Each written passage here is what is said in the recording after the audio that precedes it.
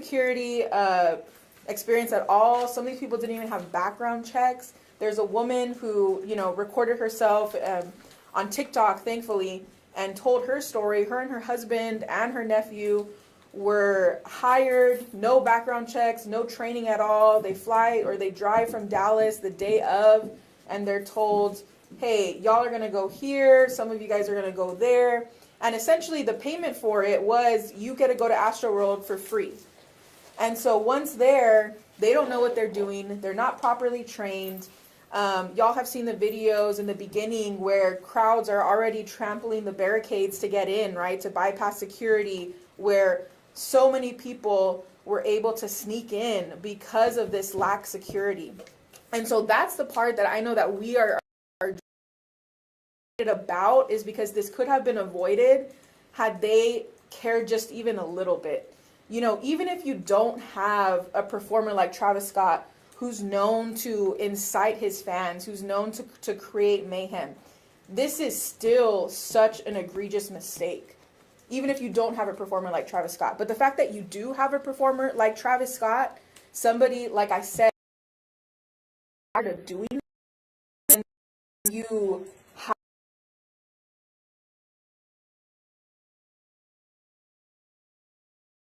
no reason that this should have happened.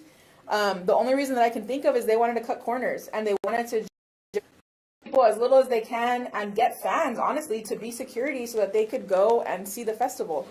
And again, from the same woman's account, she's saying that her supervisor, who they're supposed to be in charge of a team of these security personnel, wanted to just stay in the back, hit on girls that were there and drink. Some of these security people literally took off their security vests and just blended in with the crowd because they wanted to enjoy themselves. And if I may, Ms. Tavares, one of the most infuriating things here, and we've all seen the videos, whether they're on TikTok, whether they're on Facebook, Twitter, of the crowd goers who were terrified, trying to get staff to jump into action. We had these crowd goers that were there to enjoy, their favorite artists, and they're having to jump in to be security guards. They're having to jump in to be EMS. They're trying to revive people on the floor. They're doing the job of what Live Nation and all of the other defendants should have been doing. It's absolutely unacceptable. This should never have happened. And I think that, one of the most promising things is that we have gotten so much information from Twitter, from all of these social media, documenting and doing a very, very good job of documenting what exactly happened, which was an absolute failure on the part of the Travis Scott, Drake, Live Nation, and everyone else to provide a safe, fun environment for their fans. I mean, if you care at all about your fans, please make a safe concert. That was not done here. Lives could have been saved. It infuriates me. That I apologize. I'm even getting emotional. I'd like our client Hector Pescador to Mr. Sonny, can I interrupt? Absolutely. Is it okay if you give some sound in Spanish first before we... Absolutely, yeah. Hector? Okay. I really did get emotional, excuse me.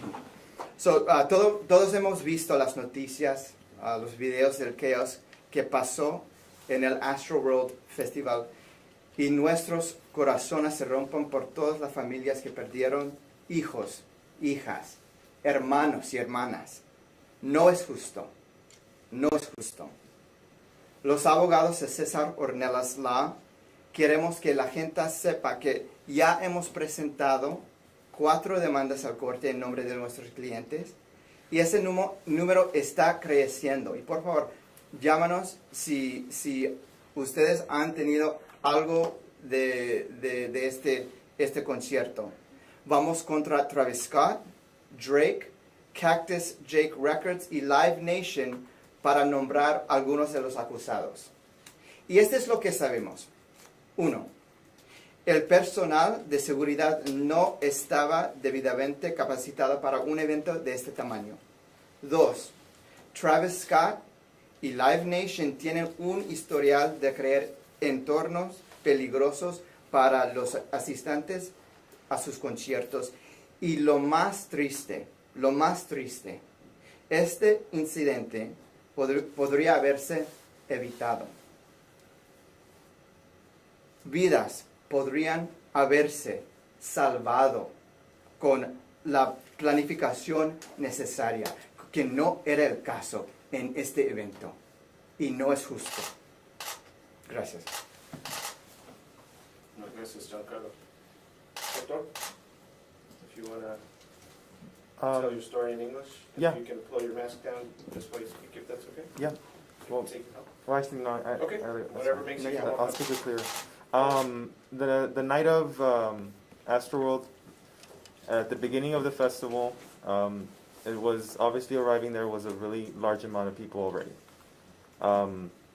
Things didn't start to escalate until we started to move to the stage where Travis Scott was going to perform, which, if I'm mistaken, was the Thrill stage.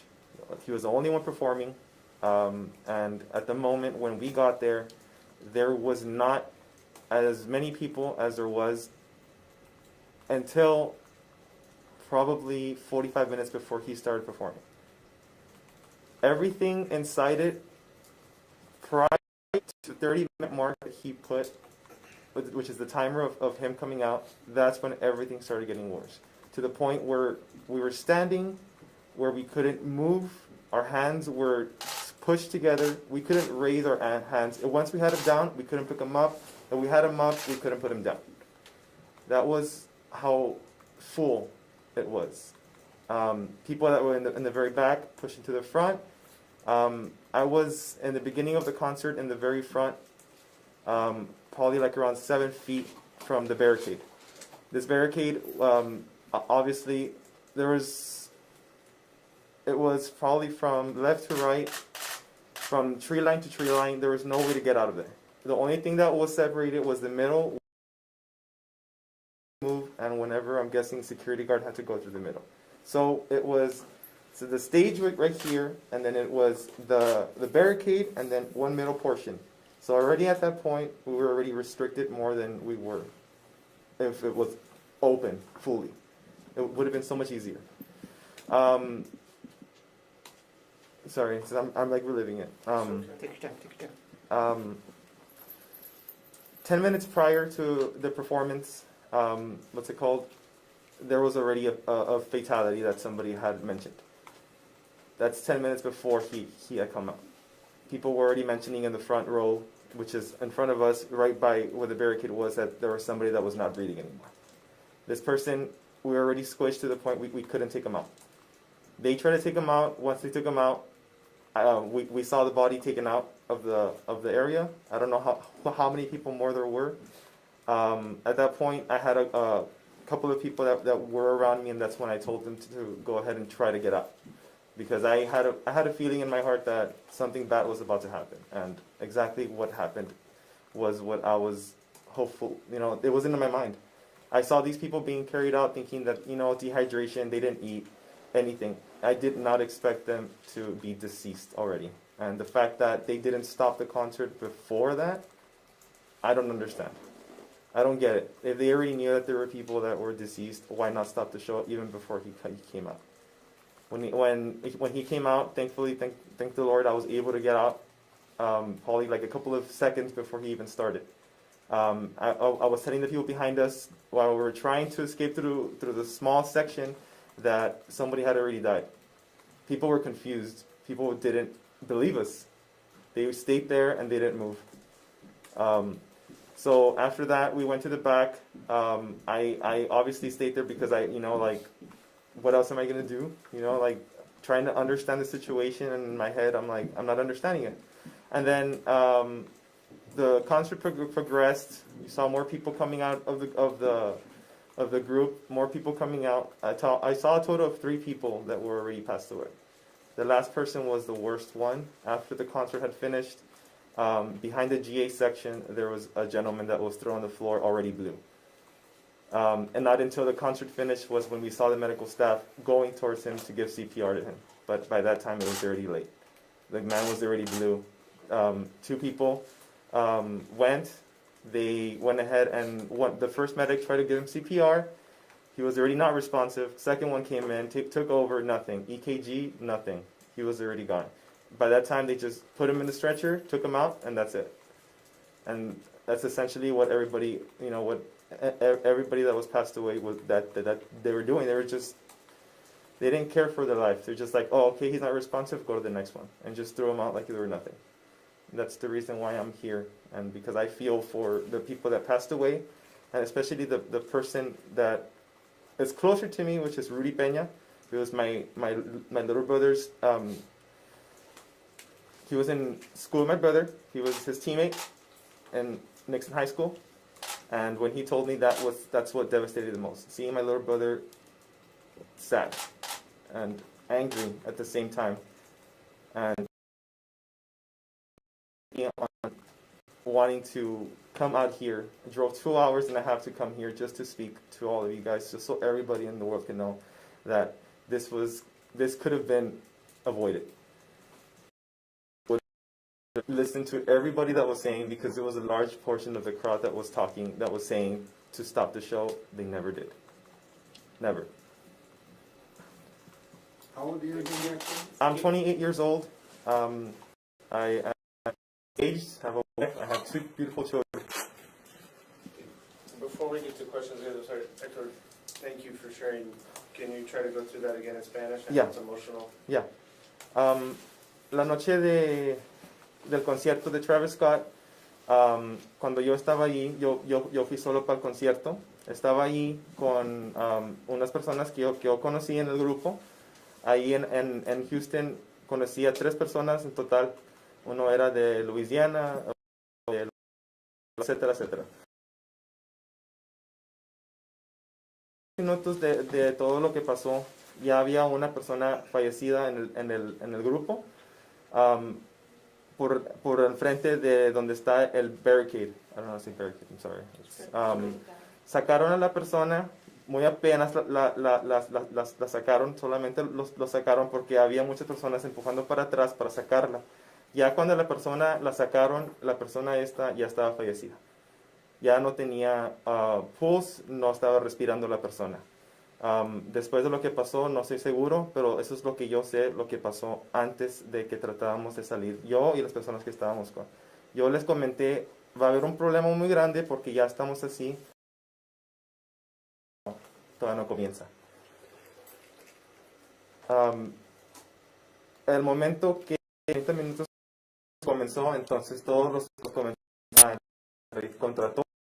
Al momento se me olvidó comentar esto en inglés. Tenía una bolsa de agua en mi espalda. La bolsa de agua es una camel back. So tiene un plástico grueso. El plástico se reventó con la agua. Eso es cuánta fuerza había de las personas que estaban empujando.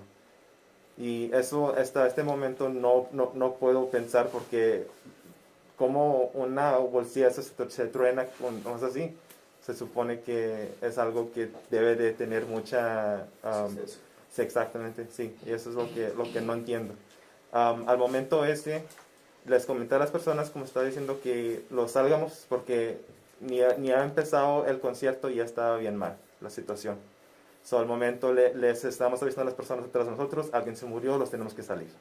Se están muriendo las personas, la verdad. Y al momento eso se movió. Y que nomás se juntaron de nuevo. No había nada ¿sabes qué? Vamos a salirnos porque es un problema muy grande. Una muerte de algo. Al momento nos salimos para atrás, el concierto siguió. Al momento cuando estaba otra vez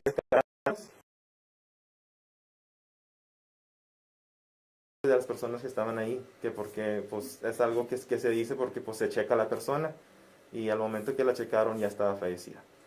Cuando se estaba terminando el concierto, todos los salimos, los estábamos saliendo, y afuera de GA habían dos TVs, dos monitores grandes para que las personas que no alcanzaron a ver puedan ver ahí.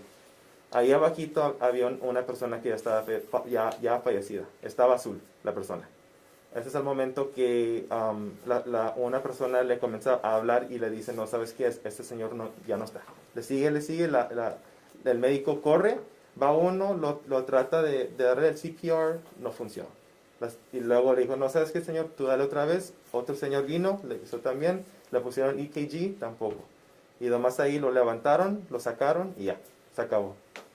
No había urgencia de las personas que estaban fallecidas, para nada.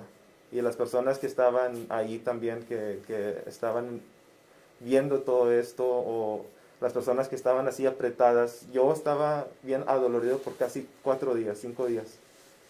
Y hasta ahorita, porque pues toda la fuerza que estaba apretado, todos los músculos los tenías por 4 o 5 días, que tenía que ir para el hospital y para el doctor para poder checarme internamente, que esté todo bien.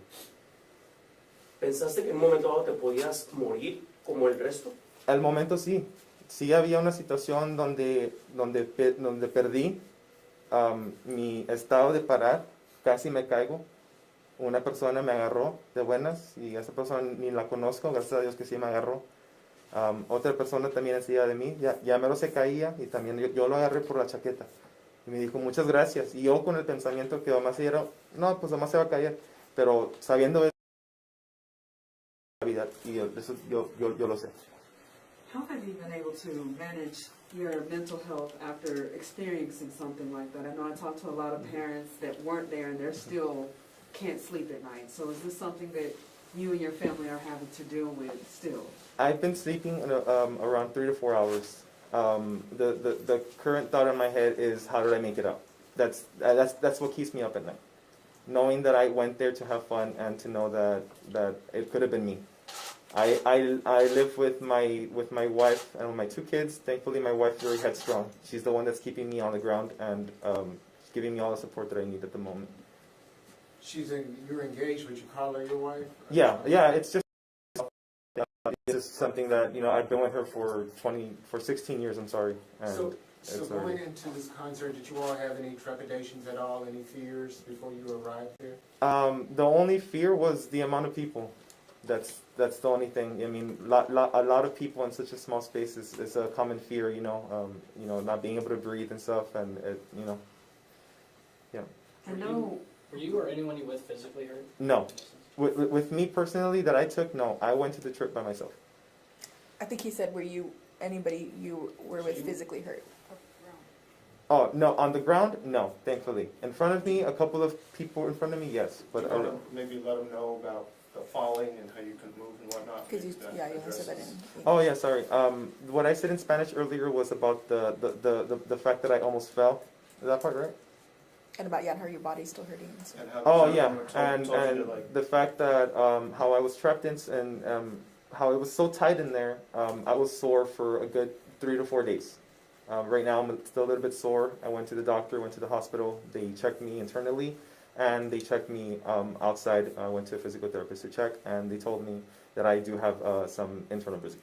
With that, how did you, one more time, and I'm sorry if you've already told us, but how did you make your way out such a constricted area? I told people that that somebody had died in front, and at that moment people were so confused and trying to wonder what do you mean, that they were like so confused that people started separating little by little. But it took me literally almost 15 minutes to get out. That's how constricted it was. I just pushed my way through and tried to get through, but even then it was almost impossible. ¿Te animarías a ir a otro concierto igual? ¿Fueras? Con la cantidad de personas no creo.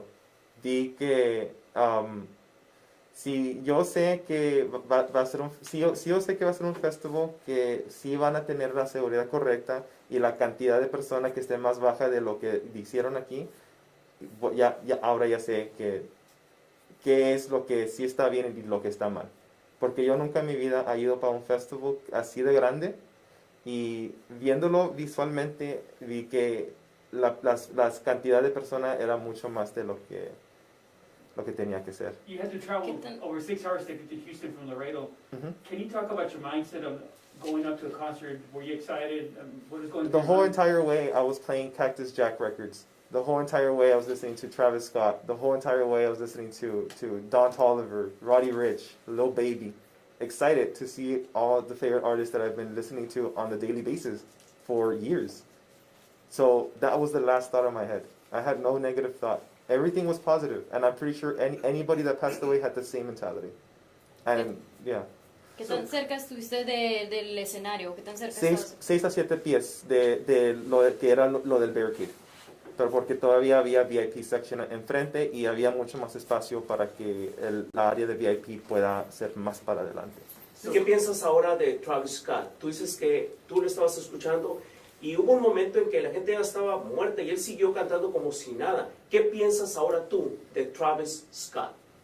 Eso es algo general, ¿verdad? Algo dependiendo en la persona. Una persona puede decir, pues todavía me gusta el artista por la música y todo eso. Por mí ahorita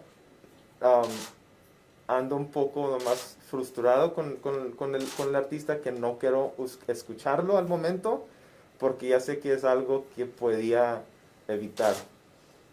Pero eso es... So clear, in English, please? At this moment, I do, like I said, like it all depends on the person that listens to Travis Scott, because there's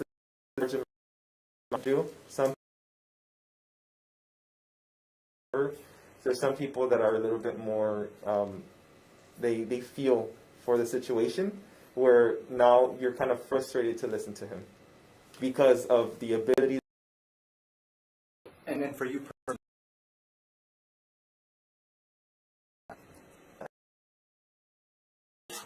I went to Spotify and I disliked the artist, so he doesn't play anything on my playlist at the moment. So that pretty much.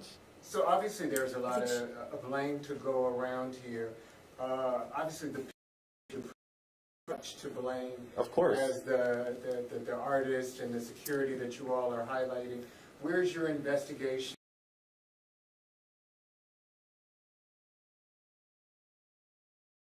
against that? So I don't. The blame here, right? This is a concert. These are people who, they are not in charge of putting on this concert, on planning this concert, on doing security for this concert. They do not know the bigger picture here. So the blame here is for the planners, the organizers, the security personnel, the people who are in charge of the security personnel, who know the bigger picture here, who know the amount of people that are going to be here, who supposedly have all these contingencies in place, right? They are supposed to have plans for crowd surges. These things happen. We've been to large, but the fault here is on the planners and organizers. I understand how people want to say everybody is equally liable because people are pushing forward. Unfortunately, that's what happens at concerts, and it's the people in charge that are supposed to make sure that doesn't get to this type of level where it's mayhem and where people are literally being squished and trampled to death. and there are all across the world, and this does not happen. Why? Because there are proper procedures in place. There are properly trained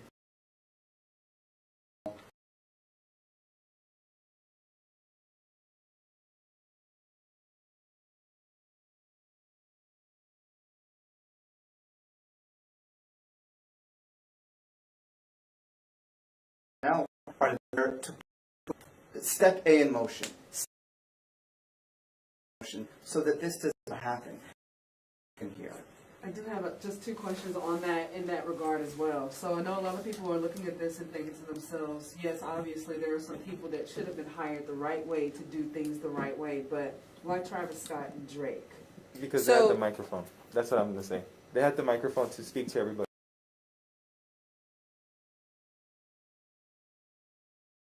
Follow them. I mean, if a person could incite a riot, why can't he say, wait, I got... everyone's going to listen to him. So legally, right, Travis Scott, he's the one that put on promotion company, put on this festival.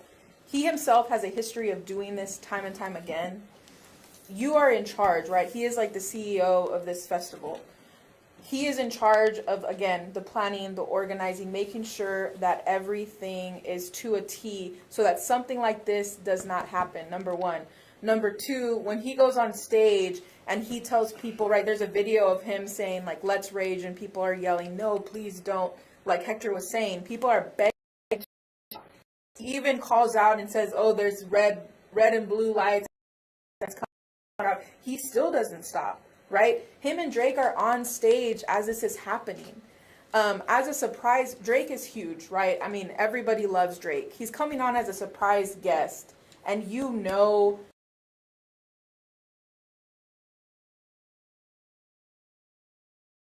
event is going to be. And when you're on stage and when people are crying and screaming for help, and like Hector said, you have a platform and these people are literally hanging at your every word and you don't do anything, then yes, you are liable, definitely. And to give you an example, actually, because this has created sort of a personal rabbit hole for me to investigate other artists. And one that just popped up on my feed was Adele. Completely different music, genre. One person passed out, and as Hector said, she had the mic. The artist had the mic. She had the mic and said, please, someone just passed out, can we take care of them? Had Travis Scott done this, had Drake done this, we could have saved lives here. And then on that same topic, I know we've heard that Travis Scott is, obviously emotional after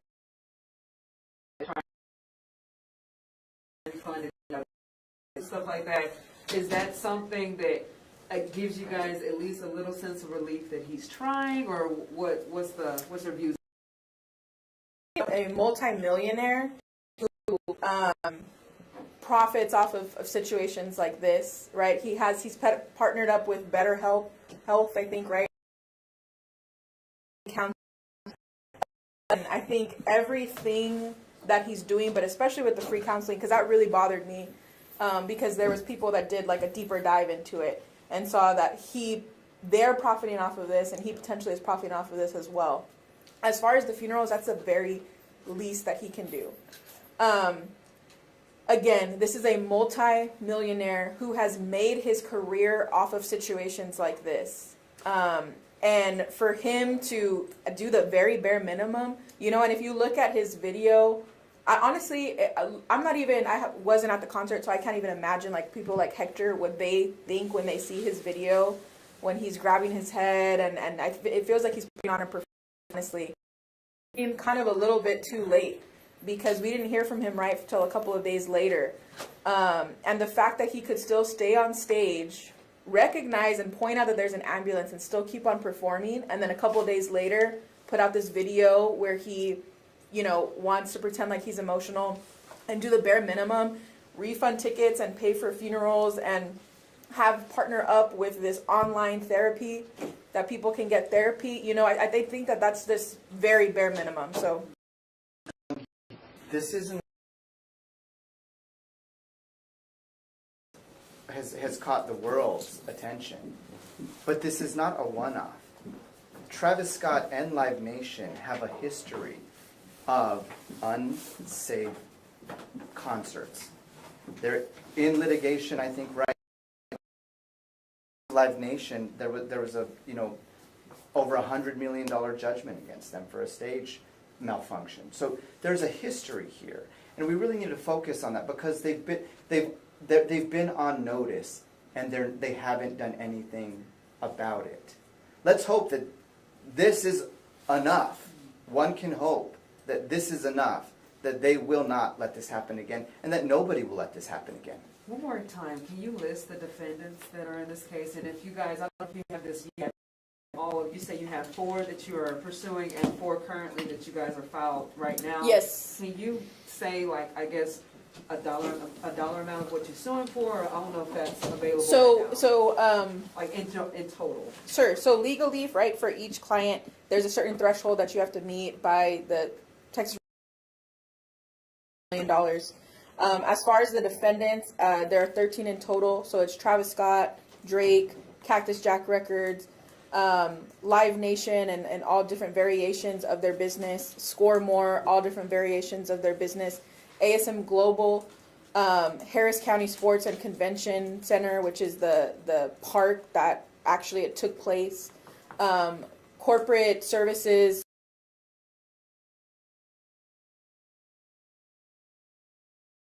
that we able that was supposed to be hiring security, and I believe stations on the names, so that's why that's more than I think it's up to 13. So was your client aware of Travis Scott's history with concerts before he went to the concert? And so I think that, right, Travis Scott's history and what he does, I think maybe that's very well known. So that Travis Scott likes to tell people to rage and go crazy and mosh,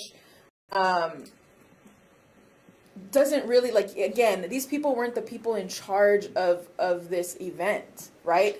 They, even if you know, right, if you go to, I can't even think, like a rock band who is known to like get everybody to mosh and what have you, you're not going to think that you're going to go there. There's going to be security who literally are not supposed to be security. There's going to be no plan. Nobody's going to follow any of the contingency.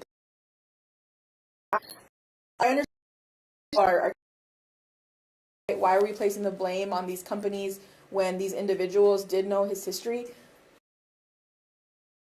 Serve it. They go there to enjoy their favorite artists and to think that they're safe. So, but that's really not the point, and that's not where the culpability lies. En el caso de que comentaran en español, el agente es muy querido, Drake. Obviamente no estuvo involucrado, aunque estaba en el stage. Quisiera que ustedes me dijeran, desde el punto de vista de abogado, ¿por qué necesitaba como Drake, que estaba es parte de esta demanda? Porque él tenía el micrófono. Él tenía una vista que estaba pasando, total. Y no ha dicho nada. Solo nomás que él quería seguir con su amigo en el escenario a cantar y a hacer lo que sea, pero él podía decir algo y no lo ha hecho. ¿Cómo que podía haber dicho? Pues, por favor, paramos, todo el mundo, paramos. Yo veo que tenemos un chaos aquí, tenemos gente aquí que están está azul en la cara y tenemos fallecidos, se nota. Por favor, todo, tranquilo. Yo soy Drake, del mundo, Drake. Todo el mundo sabe quién es Drake. No ha hecho nada. What about your online comments you mentioned earlier? So guys, after this, I'm sorry, we're going to wrap it up, and they're printing out copies of the lawsuit for you. It's brief, it's only like 5 pages, mainly so you have the... How much of it can you use in court, you know, what you read online, these comments of security and all that? Well, right now, what we're doing is we're just building up our file, right? All of this is obviously a different... But it the direction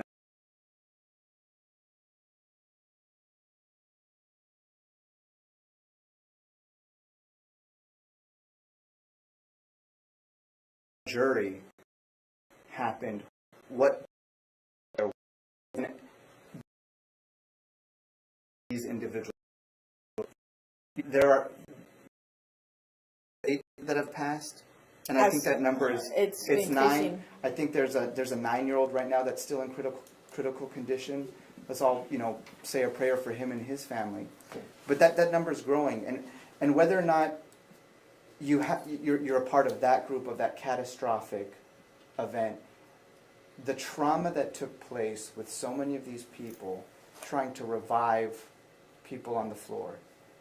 Most people don't see dead bodies in their life, much less at a music festival.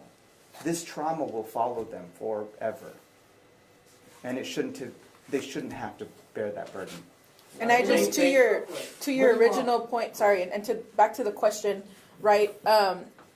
Those first-hand accounts are so important. We encourage as many people as they can to speak up and to record that in some sort of way, whether that be a video or a written statement. I can't even imagine the amount of witnesses that we are going to have in this litigation, because it's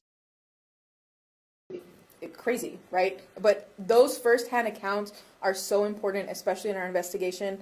In our investigation, we probably are going to add more defendants, right? As soon as we get more information about who was involved. I know there were several other security companies involved. And the other, right, that apparently didn't do anything as well or didn't do enough. All right, guys, if you have follow-ups, go ahead and email me. I gotta get them to the next one. So thank you very Thank much. you all so much.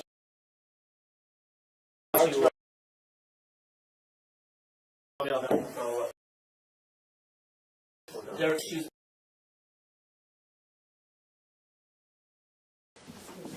so much like Gabrielle Burkhart. She's an investigative reporter in Albuquerque. Oh, really? Gabrielle Burkhart.